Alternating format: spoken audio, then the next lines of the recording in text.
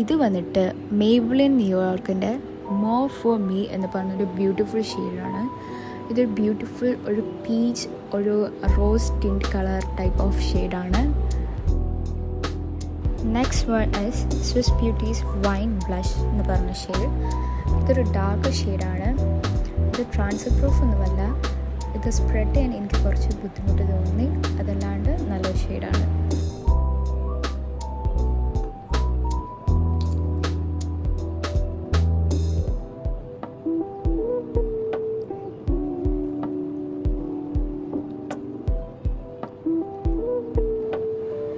Next shade is റിമലിൻ്റെ ഹെത്തർ shimmer എന്ന ഷെയ്ഡാണ്.